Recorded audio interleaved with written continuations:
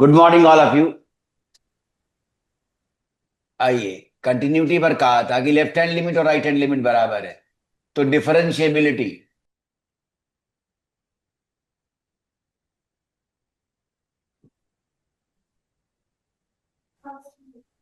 तो differentiability differentiation में था अवकलन या अवकलज निकाल लेना। अवकलज, डिफरेंशियल कोफिशिएंट निकालना, अवकलज प्राप्त करना।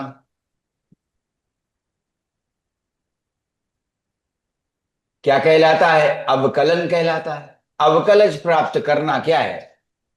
अवकलन। अवकलन, ठीक है। अब जब ये अवकलन है तो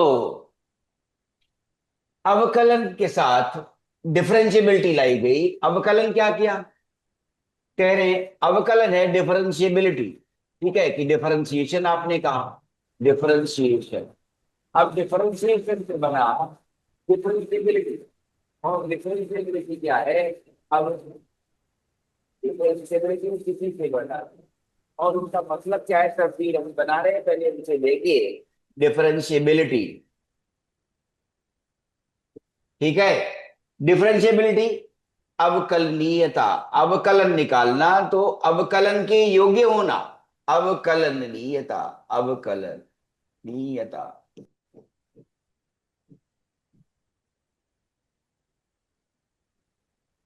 तो क्या है? अवकलज जब था तो कहा था स्लोप बना था, है ना? गेटिंग स्लोप, स्लोप आया था, ग्रेडियंट, स्लोप, और वो ग्रेडियंट बना था। ठीक है, ग्रेडियंट बना था इस तरह से कि ये वी में चेंज आ रहा था। ठीक है, या एस में चेंज आ रहा था, मान लो ये एस। ठीक है, और ऐसे, तो ये एस और ये टाइम टी।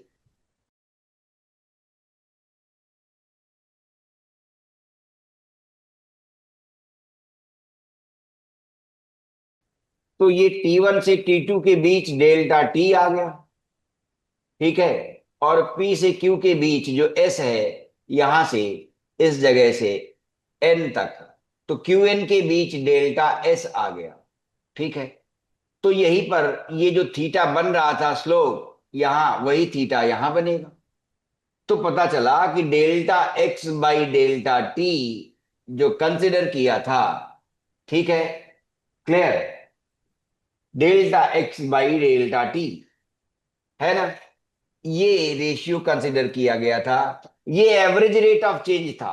क्या? छोटा सा परिवर्तन एक्स में आया, या डेल्टा एस लिखे क्योंकि एस कहा है वहां पर, तो डेल्टा एस लिखे। तो डेल्टा एस चाहे बहुत छोटा, डेल्टा एस टी भी बहुत छोटा, तो उस समय केवल ये जो रेशियो है ना, ये एवरेज रेट ऑफ चेंज ही देगा। Average rate of change, average rate of change दे रहा था। ठीक है, एवरेज रेट ऑफ चेंज, तो एवरेज रेट ऑफ चेंज। लेकिन इसी की लिमिटिंग वैल्यू हमने लिखी थी कि लिमिटिंग वैल्यू डेल्टा टी यदि शून्य हो जाए तो पी पॉइंट पर स्लोप क्या बनेगा। ठीक है, तो उस समय हमने कर्व ड्रॉ की थी, जब आपको ब्रिज कोर्स में दिखाया था, तो कर्व ड्रॉ की है ऐसे, ये पी और ये,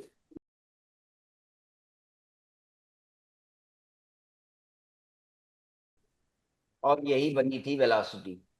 ठीक है, क्यों? डिस्प्लेसमेंट और टाइम की बात कर रहे हैं। तो ये था ये। अब स्लोप की बात आई थी, ग्रेडियंट, कि उस समय जब हम ये ds बाई डी टी लेते हैं, तो जो instantaneous rate of change of displacement with respect to time t है, instantaneous rate of change, instantaneous rate of change at a particular instant of time, instant. ठीक है, तो इंस्टैन्टेनियस उसी से बना, instantaneous rate of change, instantaneous rate of change, ये था। अब यही है कि अवकलज प्राप्त करना अवकलन कहलाता है। अवकलन में अवकलनीयता, तो अब देखें फिर, जो ये अवकलनीयता की बात आई कि अवकलन के योग्य हो, अवकलन के योग्य हो, अवकलज प्राप्त किया जा सके या ना किया जा सके। ऐसा हो सकता है कि अवकलज प्राप्त किया जा सकता हो, जैसे ट्वेल्थ में आते हुए ये बात आती है कि क्या हर दिया हुआ फंक्शन इंटीग्रेट किया जा सकता है। तो अक्सर लोग कहते हैं ठीक है, कोई मेथड ईजाद नहीं हो गया, 3 दिन में निकलेगा या 2-4 महीने में निकलेगा, ऐसे कह देंगे। लेकिन एक ऐसी स्थिति आती है जब आसानी से ये पहचाना जा सकता है कि ये फंक्शन इंटीग्रेबल नहीं है। और वहां पर पता चलता है कि जब आगे का टॉपिक आता है 12वीं के बाद का, तो ये बात सही भी हो जाती है कि इम्प्रॉपर इंटीग्रल्स भी आ जाते हैं।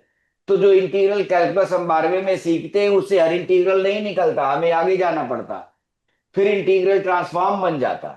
तो वो एक अलग बात हुई, वो बातचीत है, उसको सुन लीजिए।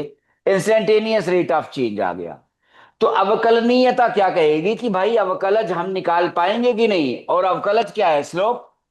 तो कब स्लोप या ग्रेडियंट डिफाइन रहेगा, प्राप्त किया जा सकता है या नहीं, तो उसकी तस्वीर को दिखा रहे हैं। और अगर हम ये जानना चाहते हैं फॉर्मुलेटिव अप्रोच से कि डिफरेंशिएबल है कि नहीं, तो वही डिफरेंशिएबिलिटी कहलाता है। ठीक है, the method that investigates whether the function is differentiable और नॉट, ठीक है, इज टर्म्ड एज डिफरेंशिएबिलिटी। वो मेथड फॉर्मुलेशन का जिसमें हम ये इन्वेस्टिगेट कर लें, ये जांच कर लें क्या कि फंक्शन डिफरेंशिएबल है कि नहीं, तो वही मेथड डिफरेंशिएबिलिटी है।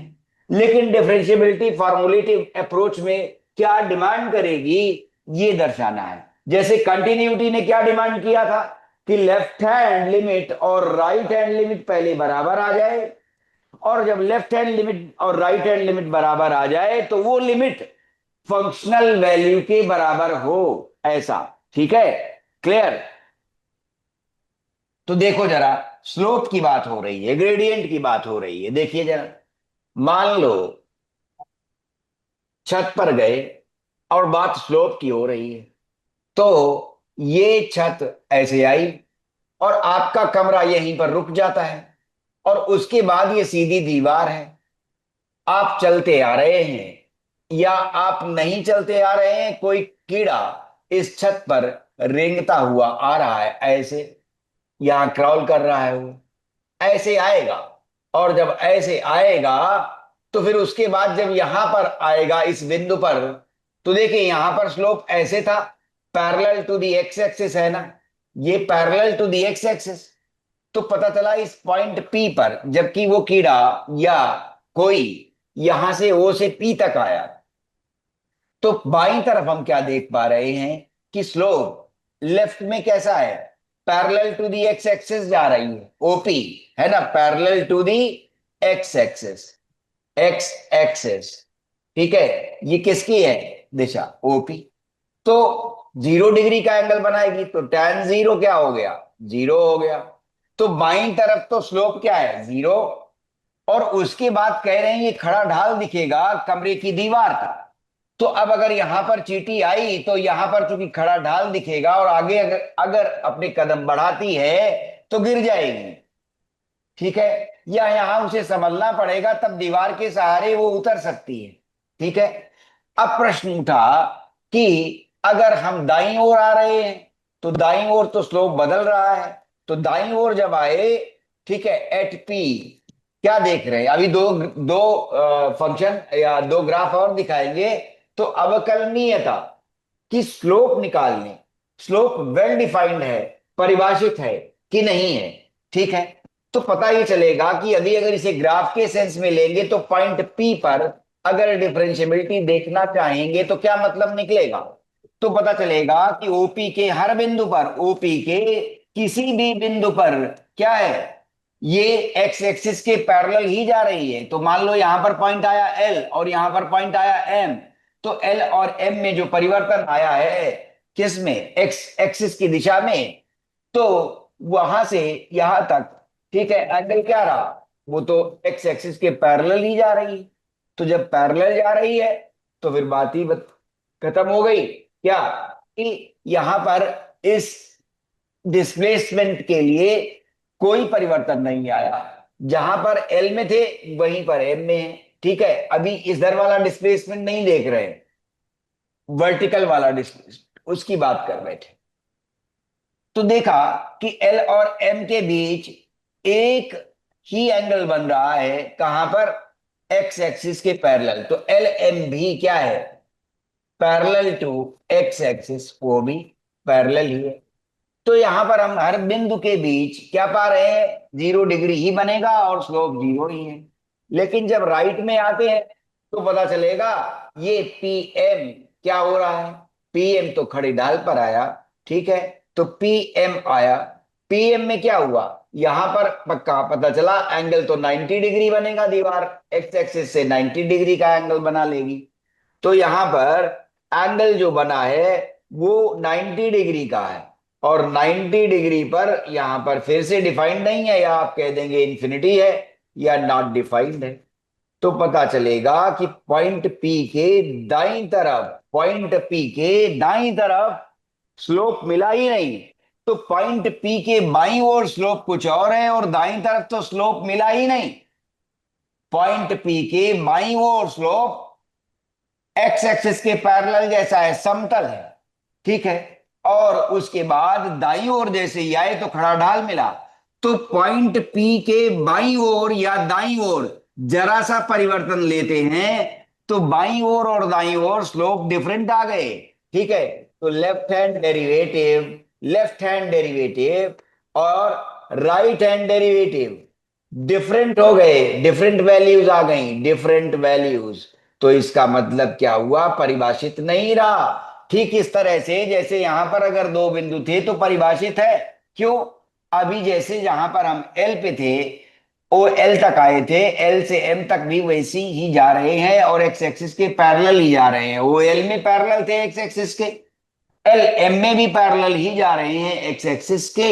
ठीक है, तो हमने पाया कि स्लोप में कोई परिवर्तन नहीं दिखा, समतल। ठीक है, क्लियर, स्लोप में परिवर्तन नहीं दिखा। तो लेकिन जब बिंदु P पर आ गए, तो बिंदु P पर, यहां पर बिंदु L के बाईं ओर या दाईं ओर स्लोप में परिवर्तन नहीं है, समतल है। यहां पर बिंदु M के बाईं ओर और दाईं ओर स्लोप में कोई परिवर्तन नहीं है, समतल है। और यहां जब बिंदु P पर आ गए तो बाईं ओर स्लोप समतल की ओर है और दाईं ओर खड़े ढाल की ओर है। तो पॉइंट पी पर स्लोप ढाल। ठीक है, एक तरह से जो ढाल बाद में क्या बनेगा, एवरेज रेट ऑफ चेंज की जगह पर इंस्टैन्टेनियस रेट ऑफ चेंज बनेगा।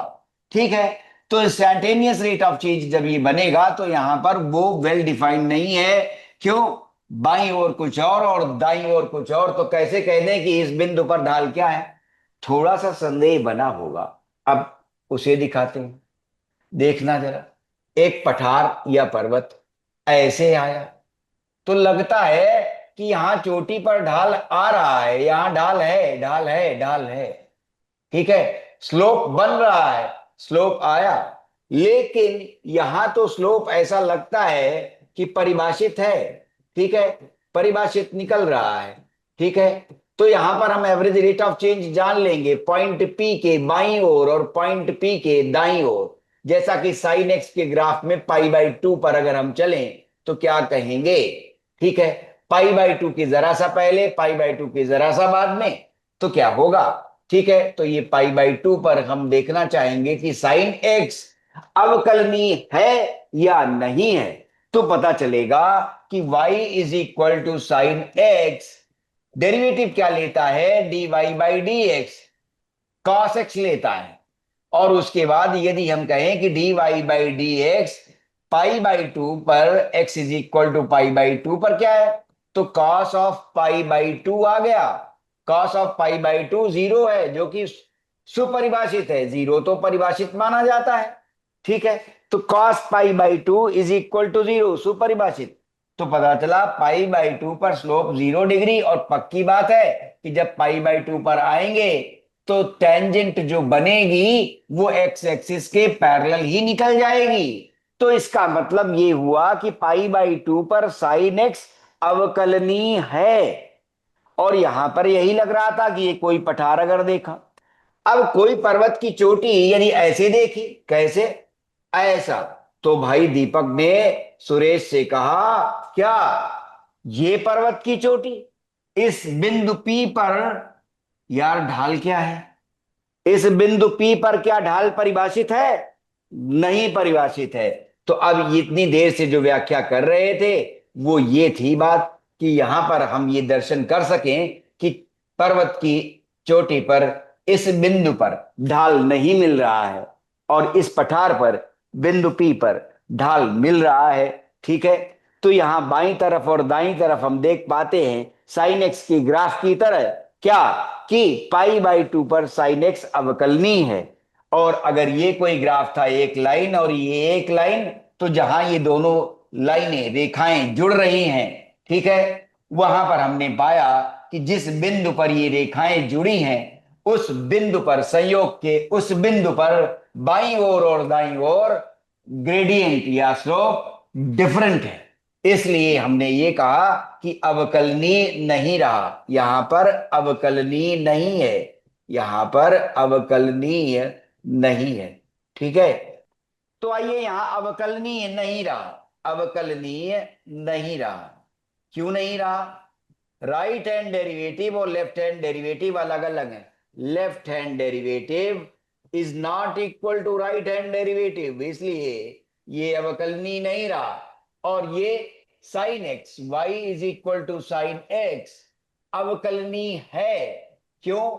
अभी जब दिखाएंगे, जैसे कंटिन्यूटी में फॉर्मुलेट करके दिखाया था, ठीक है, वैसे ही डिफरेंशियबिलिटी में भी दिखा देंगे अवकलनीय। तो अवकलनीय जब दिखाएंगे तो क्या कि इसमें क्या है, अवकलनीय है। क्यों अवकलनीय है? तो ये दिखाएंगे यदि कि राइट हैंड डेरिवेटिव बराबर left hand derivative at x is equal to π/2। और हमने निकाल कर भी देख लिया है कि y is equal to sine x के लिए dy/dx cos x आएगा। और जब हम π/2 पर उसका मान निकाल रहे हैं तो सुपरिभाषित शून्य निकला है, सुपरिभाषित शून्य निकला है। तो और सही में हम देख रहे हैं कि वहां पर बनी स्पर्शज्या टेंजेंट एक्स एक्सिस के पैरेलल जा रही है। तो ये अवकलनीय है और ये अवकलनीय नहीं रहा, क्योंकि लेफ्ट हैंड डेरिवेटिव और राइट हैंड डेरिवेटिव बराबर नहीं है। ये हमने पहले ही कहा था, 3 तस्वीरें दिखाएंगे। और यहां पर आते हुए क्या चींटी को धोखा हो गया और वो गिर गई, क्या स्लोप आगे समझ में नहीं आया कहाँ है, तो बदला खड़ा डालता। क्यों ऐसा हो गया कि चींटी गिर गई? ये जर्क क्यों आया कि left hand derivative right hand derivative बराबर जब नहीं आते हैं तो हम कहते हैं डिफरेंशियबिलिटी नहीं है। और अगर लेफ्ट हैंड डेरिवेटिव और राइट हैंड डेरिवेटिव बराबर आ जाता है साइन एक्स की तरह, तो क्या होता है, डिफरेंशिएबल है। तो अब आगे जो लिखने जा रहे हैं वह कि यहां से जब कोई जा रहा था तो उसको अब यहां पर वो ढाल डिफाइन नहीं कर सकता, और अगला कदम यदि वो बढ़ा देगा तो गिर जाएगा। तो क्या हुआ, ढाल यहां पर, ठीक है, पर्टिकुलर स्टैंड ऑफ टाइम पर आते हुए तुरंत बदल गया इस पॉइंट P पर। ठीक है, तो बाईं ओर किसी बिंदु पर बाईं ओर और दाईं ओर बदल जाएगा, स्लोप बदल जाएगा, तो डिफरेंशियबिलिटी नहीं मानी जाएगी। ठीक है, तो डिफरेंशियबिलिटी नहीं मानी जाएगी। और बाईं ओर और दाईं ओर यदि स्लोप बदल नहीं गया, स्लोप एक जैसा बना रहा जैसा यहां पर है, तो हम कहेंगे कि वो डिफरेंशिएबल है।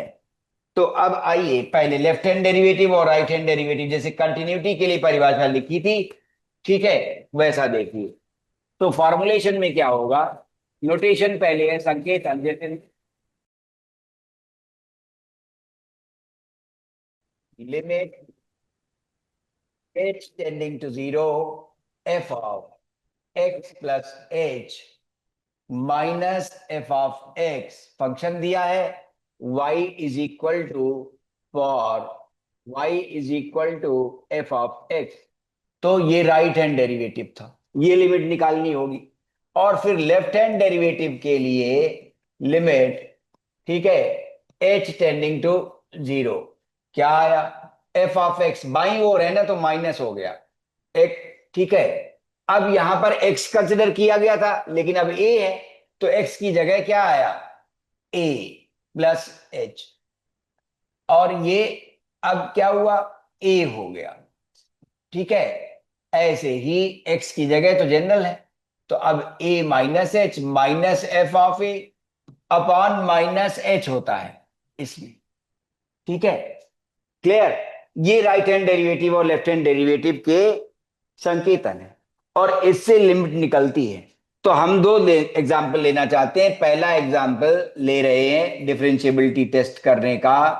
ठीक है, क्लियर। एग्जाम्पल 1, तो रुकना पड़ेगा 1 minute. Example 2, y is equal to mod x at x is equal to 0, 2 आया। y is equal to sine x at x is equal to pi by 2।